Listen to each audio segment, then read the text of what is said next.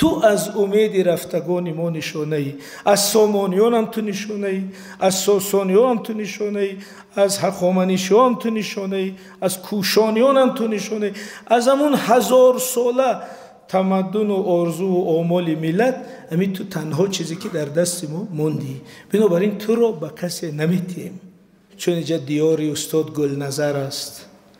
استاد گلنظر یک هدیه بزرگ همین ناحیه عینی به تمام ملت است. چرا خیلی میگم؟ چون که همین سرود ملی هر روز در همه جای تاجیکستان صدا میتید. این صدای شما است که رفته است به همون گونه که تشکر، همون گونه که بخارا استاد رودکی را هدیه کرد تا هم امروز ما بوی جوی مولیان آید همه میگیم. انشاءالله همین سرود ملی که از همین جا برخواسته است هزاران سال دیار ارجمند ما صدا دهد، این بسیار برای ما مهمه.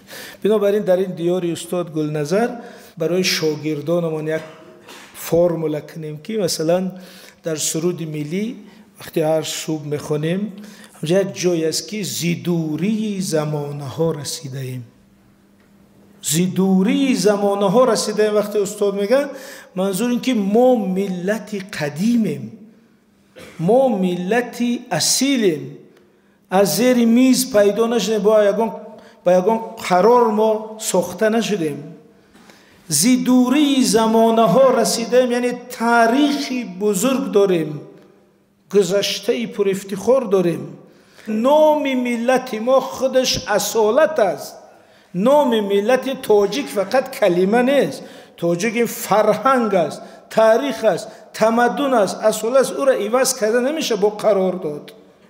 زیدوری زمانه ها رسیده ایم یعنی که خیلی پشت سری ما تمدنی چند هزار ساله ایستاده است. و همون جایی که میخواستم میگم گفت که تو از امید رفتگان ما نشانه ای. انا بینید ما همون سامانیان، همون ساسانیانی بزرگ، همون ابر دولت ها رو به یاد میاریم. او آرزوی 1000 ساله ملت رو میگیم که همین جمهوری تاجیکستان، همین 1% که از ما در دست داریم از همون امید رفتگان ما نشانه همین مونده است. همین تو از امید رفتگان ما نشانه یعنی چی؟ یعنی که ای تاجیکستان، ای یک فایزی باقی مانده، تو تنها چیزی هستی که ما داریم.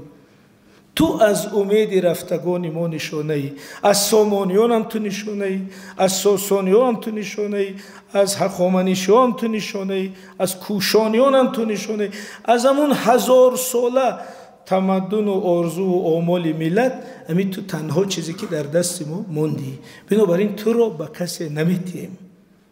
همین معنی همین. بنابراین به بچه ها بگیم که وقت سرود ملی خوانده میشه به همون مصرع میاد که تو از امید رفتگان ما نشانه ای، باید همه یک باری دیگر راست کنه خودش بگه که هی تاجیکستان تو آخرین چیزی که در دست ما هستی، تو رو به کسی نمیتیم. همین لحظه قسم ما با وطن یک بار دیگر احیا میشه.